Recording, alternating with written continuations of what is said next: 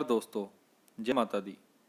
किसी भी जीव की हत्या करना पाप है। जो इंसान किसी जीव की बर्बरता से हत्या करता है या उसे बेवजह मारता है तो उसे एक ना एक दिन इसका बुरा फल जरूर भुगतना पड़ता है। धर्मशास्त्रों में इस बात पर जोर दिया गया है कि सांप को मारने से इंसान को बचना चाहिए।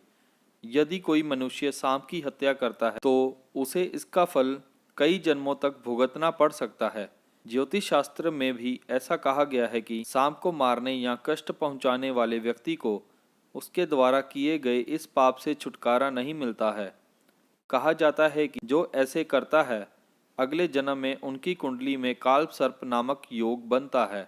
इस योग के चलते व्यक्ति को जीवन में कई सारी परेशानियां का सामना करना पड़ता है। तमाम कोशिशों के बाद भी असफलताएं उसका पीछा नहीं छोड़ती हैं। ऐसे में इंसान जिंदगी भर परेशान रहता है। इस वजह से कोशिश हमेशा यही रहनी चाहिए कि कभी किसी जीव को हमारी चोट या कष्ट ना पहुंचे, क्योंकि अंत में इसका बुरा फल हमें ही झेलना पड़ सकता है। 18 पुराणों में से एक गरुड़ पुराण में कहा गया है कि जिस ग्रह में सांप निवास करते हैं उस घर को तत्काल छोड़ देने में ही भलाई है, क्योंकि इससे घर में किसी सदस्य की अकाल मृत्यु हो सकती है। सांप का सपने में आना भी भविष्य में होने वाली कई सारी बातों की ओर इशारा करती है। अगर किसी को सपने में काला सांप दिखे तो इसका अर्थ है आने वाले समय में कुछ अच्छा होने वाला है। सपने में सफेद सांप का दिखना भी बेहद अच्छा होता है।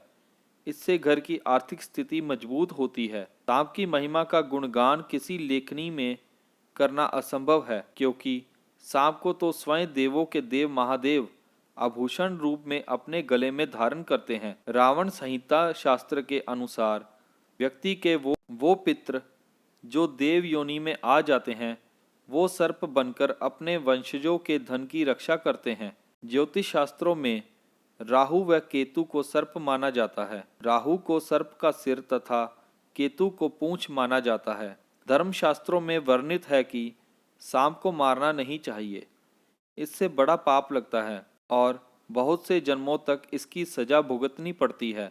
ज्योतिष शास्त्र में माना जाता है कि जो व्यक्ति सांप को मारता है या उसे किसी प्रकार से कष्ट देता है अगले जन्म में उनकी कुंडली में काल सर्प नामक योग बनता है। इस योग के कारण व्यक्ति को जीवन में बार बार कठिनाइयां और असफलताओं का सामना करना पड़ता है। स्वप्न में काला सांप दिखने का अर्थ है भावी जीवन में कुछ अच्छा होने वाला है। गर्भवती महिला को स्वप्न में सांप दिखे तो उसे पुत्र रत्न प्राप्त होता है। स्वप्न में सफेद सांप नजर आए तो घर की आर्थिक स्थिति सशक्त होती है। घर में दो मुंह वाला सांप आ जाए तो शुभता का संचार होता है। सांप से डर की एक मुख्य वजह सिनेमा भी है। हमें हमेशा यही दिखाया गया है कि सांप इंसान को दौड़ाता है, काटता है, नाग नागिन का जोड़ा बदला लेता है, जैसे तमाम कारण हैं जिनकी वजह से लोग सांप से डरते हैं, जबकि ऐसा कुछ भी नहीं होता है। सांप से लोग बहुत सारे कारण से डरते हैं। सबसे पहले कुछ भ्रांतियां हैं, जैसे सांप अपनी आंखों में तस्वीर ले लेता है और उसके बाद उस आदमी की जान लेता है। सांप बदला लेते हैं।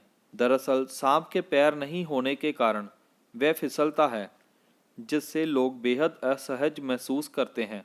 आमतौर पर अधिकांश जानवरों के पांव होते हैं, लेकिन सांप की चाल सभी से अलग है।